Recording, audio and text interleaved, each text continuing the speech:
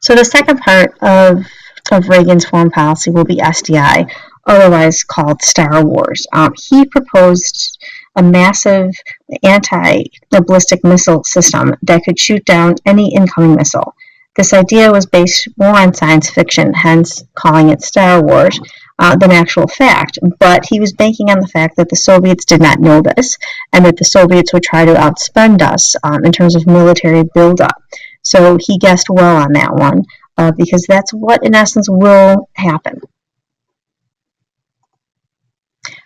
Right, domestically, what he wants to do as a conservative, he responded to the weak, or the early 1980s. We had a very poor economy, definitely going into 1979 into 1980. So his response is going to be called Reaganomics, trickle-down economics, or the belief that if you cut taxes, especially for the wealthier classes, the money saved by the wealthier will be put into maybe new businesses or new factories opening up, thereby creating more jobs. So all income taxes are going to be cut by 25%.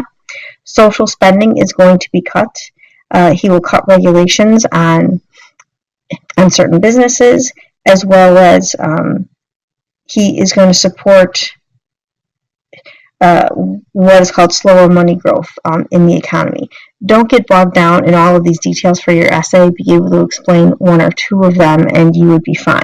His overall goal, though, is to fight the higher inflation and to encourage job growth, which job growth is always good, and that's what people are going to be wanting. Even though he does cut some social spending, he's going to increase the military spending because of because he's hard on communism. So the cuts that he makes are going to be offset by the military spending, and we will see a significant increase in our debt under Reagan. So you see that there, and then of course the debt will increase under Bush, and that debt will finally come down under Clinton. All right, Reagan's legacy. Really, there are some people that are going to say that Reagan is going to save us throughout the 1980s. There are some that are still going to be critical of his economic policy. So that is really still debated today in terms of its overall success. The plus side is that we do see almost 20 years of economic growth. Now, whether or not that's going to be all Reagan, that's highly debated. But either way, we do give him credit for some of that. The stock market is going to do well, and over that 20-year time period, we're looking at 40 million new jobs are going to be created.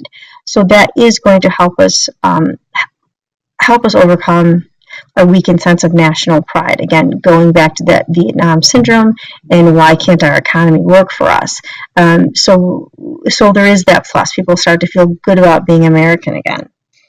Historians are also going to debate on how much influence either Star Wars or Reagan himself had on ending the Cold War. He should be given some credit, though, on playing tough with the Soviets in that first term, and then he changes his tone when Gorbachev is going to become the Soviet premier. That is going to lead to a much better relationship between the two countries, because these two men are willing to have a series of peace talks. And with that better line of communication, you will see the Cold War will end under H.W. Bush's term, which is going to be 1991. The modern conservative movement is still a part of American politics, and we talk about it every day. They have a strong voice, but at times they are divided on which direction they will take. We saw that in the mid-1990s, that the Republicans had control over the House and the Senate under Democratic Bill Clinton, but Bill Clinton is going to manage compromise between these groups, especially on key issues such as welfare reform. So again, going with where Reagan went in the 1960s in his home state of California. And so because of that, the Republican support is going to shrink because he's able to balance that. The war on terror also has led to a divided nation. And so the conservatives are are really concerned about our own protection as a country, where you tend to see the more liberal-minded people are also concerned with the protection of our civil liberties. So then, of course, that brings us to the more current wars of the Middle East and how people feel about that, and that of course, will also lead to a more divided domestic agenda between these two groups.